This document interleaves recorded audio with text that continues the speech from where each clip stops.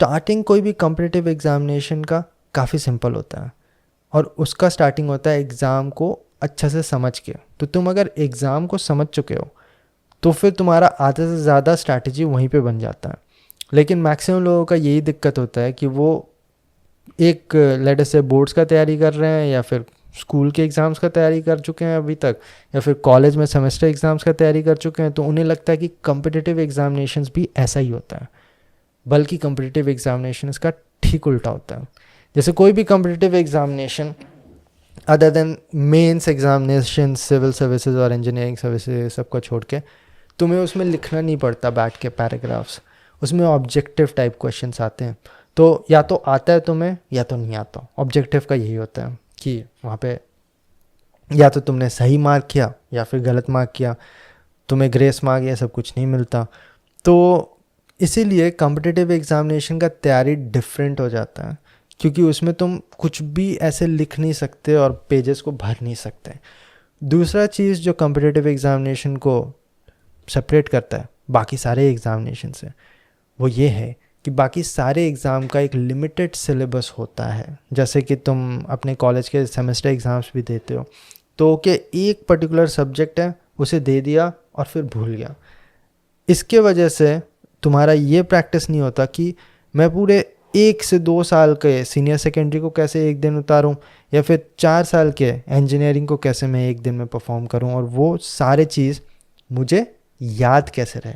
और यहीं पे लोग तीसरा गलती करते हैं, लोग सारे चीज़ याद करने की कोशिश करते हैं, लेकिन कॉम्पिटिटिव एग्जामिनेशन में चीज़ों को अप्लाई किया जाता है। और अप्लाई याद किया हुआ चीज़ नहीं होता, अप्लाई वो होता है जो तुम्हें आता है, जो तुम्हें समझ में आ गया, कंसेप्चुअली अंडरस्टैंड हो गया चीज़। जैसे तुम किसी चीज़ को असेंबल करोगे, लेट अस से तुम्हें ये फ़ोन को असेंबल करना सीखना है, इसके बहुत सारे पार्ट पुर्जे हैं, तो तुम उसे याद करके नहीं कर सकते, तुम उसे समझ के कर सकते हो। कोई भी काम जो एक्चुअल रियल वर्ल्ड में होता है, जैसे आज भी अगर मैं ये पॉडकास्ट कर रहा हूँ तो मैं ये याद करके नहीं कर रहा हूँ, मैं समझता हूँ कि पॉडकास्ट कैसे किया जाता है, लोगों के क्वेश्चंस कैसे आंसर किए जाते हैं। तो इसीलिए कॉम्पिटिटिव एग्जामिनेशन में भी लोगों का समझ और अंडरस्टैंडिंग टेस्ट होता है, और बाकी सारे एग्ज़ाम में उनका याद करने का एबिलिटी टेस्ट होता है। और ये एक तरह से इंडियन एजुकेशन सिस्टम का ही प्रॉब्लम है, क्योंकि बहुत सारे कंट्रीज़ में ऐसा नहीं होता। यूएस का भी एजुकेशन सिस्टम ऐसा नहीं होता कि तुमने कुछ पढ़ा, वो कितने अच्छे तरीके से तुम्हें याद है, वो टेस्ट हो रहा है। जनरली एप्लीकेशन बेस्ड टेस्टिंग होता है। लेकिन इंडिया का पॉपुलेशन इतना ज़्यादा है कि ऐसे हर एक पर्सन को उस तरह से टेस्ट करना शायद पॉसिबल भी नहीं है। चेंजेस हो सकते हैं, पता नहीं कब होगा। तो कॉम्पिटिटिव एग्जामिनेशन तुम्हारा बाकी सारे एग्जामिनेशन से डिफरेंट होता है, क्योंकि यहाँ पे कंसेप्चुअल अंडरस्टैंडिंग टेस्ट होता है, याद करने का एबिलिटी टेस्ट नहीं होता। कितना ज़्यादा तुम रट पा रहे हो, कितने अच्छे तरीके से तुम्हें सारे चीज़ याद हैं, ये टेस्ट नहीं होता। यहीं पे मैक्सिमम लोग गलती कर देते हैं और उनका पूरा तैयारी ये रहता है कि मुझे सब कुछ याद रहे। ऐसे मैंने गेट एग्जामिनेशन में भी बहुत लोगों को गलती करते हुए देखा है, और उनका पूरा 6 महीना पार हो जाता है, सो कम रहे हैं, दिन रात पढ़ रहे हैं, लेकिन रिज़ल्ट नहीं आया, क्योंकि उनका पूरा अप्रोच ही गलत था। दूसरा, तुम्हारा बहुत ही शॉर्ट टर्म अंडरस्टैंडिंग या फिर बहुत ही शॉर्ट सिलेबस यहाँ पे टेस्ट नहीं होता। IIT JEE में भी तुम्हारा 2 साल का सिलेबस टेस्ट होता है। गेट, इंजीनियरिंग सर्विसेज, सारी जगह तुम्हारे 4 साल के इंजीनियरिंग का अंडर ग्रेजुएशन पूरा टेस्ट होता है। तो यहाँ पे तुम कुछ भी शॉर्ट टर्म मेमोराइज करके नहीं जा सकते, या फिर तुरंत पढ़ा और तुरंत भूल गया, ये जो जनरली बाकी सारे एग्जामिनेशंस में, सेमेस्टर एग्जामिनेशंस में, कॉलेज के एग्जामिनेशंस में, स्कूल के एग्जामिनेशंस में, ये सारे जो रहते हैं आदत लोगों के कि हाँ ये पढ़ना है, इतना ही पढ़ना है, इतना जाके वहाँ लिखना है, फिर भूल जाना है, ये नहीं रहता कॉम्पिटिटिव एग्जामिनेशन में। जनरली जो लोग कॉम्पिटिटिव एग्जामिनेशन का बहुत ही अच्छा से तैयारी करते हैं, उनका लाइफ टाइम तक वो सारे चीज़ याद रहते हैं। मैंने हीट ट्रांसफ़र अभी से करीब 6-7 साल पहले पढ़ा था, और वो अभी तक मुझे समझ में आता है कि कंडक्शन ये है, कन्वेक्शन ये है, रेडिएशन ये है, क्योंकि वो तुम्हें समझ में आ गया क्यों है ये, क्या है रीज़न, ये सारे चीज़ तुमने बहुत ज़्यादा सोचा है। इसे कंसेप्चुअल अंडरस्टैंडिंग बोलते हैं। और तीसरा, एप्लीकेशन बेस्ड ये एग्जामिनेशन होता है। जैसे यहाँ पे तुम्हें लिखना नहीं है लंबा लंबा कि ओके ऐसे है, उसमें तुम्हें यहाँ पे ग्रेस मार्क मिल जाएगा, ऐसा कुछ भी नहीं है। Maximum competitive examination other than civil services के मेंस, इंजीनियरिंग सर्विसेज के मेंस, DRDO का भी एक मेंस होता है, बट वो सारे सेकंड राउंड फाइनल राउंड्स होते हैं।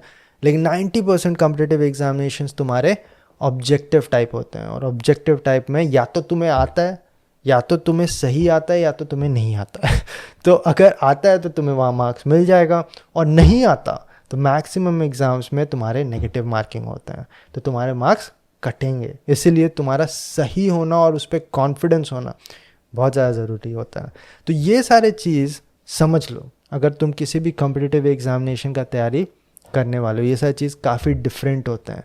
जैसे जब मैं कॉलेज घुसा था तो मेरा भी ऑब्जेक्टिव यही था कि CGPA बहुत ही अच्छा करना है, और उसके लिए मैंने सेमेस्टर एग्जामिनेशंस पे बहुत ज़्यादा फोकस किया था। क्लास में जो पढ़ाया जाता था वो अच्छे से पढ़ता था, बुक्स पढ़ता था, लंबे लंबे नोट्स बनाता था। उसके बाद एग्ज़ाम के पहले मैं लिख लिख के प्रैक्टिस भी करता था कि हाँ मुझे अच्छा GPA लाना है, अच्छा मार्क्स लाना है। तो ये सारी चीज़ मेरे भी ऑब्जेक्टिव्स थे। लेकिन 4th ईयर 5th ईयर तक जब मुझे समझ में आने लगा ओके अब तो कॉम्पिटिटिव एग्जामिनेशन का तैयारी करना है, और जब मैं उनके क्वेश्चंस उठा के सॉल्व करने की कोशिश कर रहा था तो मुझे समझ में आया ओके जो मैं 3 सेमेस्टर पहले पढ़ रहा था वो तो मैं पूरी तरह भूल चुका हूँ। पर ऐसा तो नहीं चलेगा, क्योंकि जो मैं 3 सेमेस्टर पहले पढ़ रहा था और जो मैं आज पढ़ रहा हूँ वो मुझे 1 से 2 साल बाद भी एक 3 घंटे के पेपर में एक्सप्रेस करना है, जो भी क्वेश्चन आ रहा है वहाँ पे अप्लाई करना है। तो ये सारी चीज़ से मुझे ये समझ में आया कि ओके तुम्हारा अंडरस्टैंडिंग ऐसा होना चाहिए कि वो तुम्हारे मेमोरी में नहीं, वो तुम्हारे कॉन्सेप्चुअल बैंक में आ चुका है अब, कि हाँ कुछ चीज़ तो मुझे आता है और वो कैसे होता है। तो जिस तरह से ये एग्ज़ाम तुम्हारा एप्लीकेशन टेस्ट करता है ना, तुम्हारा तैयारी भी एप्लीकेशन बेस्ड होना चाहिए। तो तुम कुछ भी समझ रहे हो, कुछ भी, लेट अस से अभी मैं कंडक्शन समझ रहा हूँ तो उसका एप्लीकेशन क्या है, वो मेटल्स में हो रहा है तो कैसे हो रहा है, वो अगर तुम्हारा इंसुलेटर्स में हो रहा है तो कैसे हो रहा है, क्यों कुछ मटेरियल अलग होते हैं, ये सारी चीज़ तुम्हें अपने सराउंडिंग में दिखना चाहिए। एवरी इंजीनियरिंग, फिजिक्स और science can be applied to explain things around you, और इस तरह से तुम्हें चीज़ों को अच्छे से समझना होता है। जब तुम चीज़ों को अगल बगल अपना अप्लाई करने लगोगे, डिस्कशन करोगे लोगों से कि ओके कैसे हो रहा है, टीचर से डिस्कशन करोगे क्यों हो रहा है, तो वो भूलना बहुत ही ज़्यादा मुश्किल होता है। भूलना इसलिए मुश्किल होता है क्योंकि अब वो तुम्हें समझ में आ गया, अब वो तुम्हारा कंसेप्ट बन चुका है। ये सारे डिफरेंसेस होते हैं पढ़ने में और समझने में।